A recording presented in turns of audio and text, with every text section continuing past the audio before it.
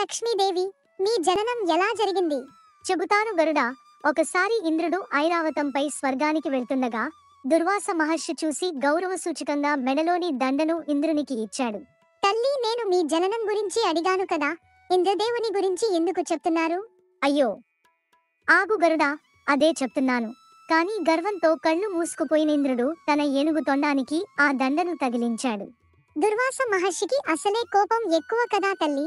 అవును గరుడా, కోపోద్రిక్తుడైన దుర్వాస మహర్షి ఇంద్రుడిని నీ భోగభాగ్యాలన్నీ పోతాయి, నీ శక్తి నశిస్తుంది అని శపించాడు. ఆ శాపం కారణంగానే బలిచేతిలో ఇంద్రుడు తన రాజ్యాన్ని కోల్పోయాడు. ఇంద్రాది దేవతలంతా విష్ణువుని వేడుకోగా పాలసముద్రం చిలికి అమృతాన్ని తీసుకోమని సలహా ఇచ్చాడు. ప్రభువు కూర్మావతారంలో మందర పర్వతం మునగకుండా భారం మొత్తం భరించాడు కదా. అవును గరుడా, అలా పాలసముద్రం చిలుకుతుండగా అందులో నుంచి అనేక రకాల వస్తువులు, జీవులు బయటకు వచ్చాయి. అందులో నుంచే నేను కూడా బయటకు వచ్చి విష్ణుమూర్తిని నా భర్తగా అంగీకరించాను. సబ్స్క్రైబ్ చేయొచ్చు కదా.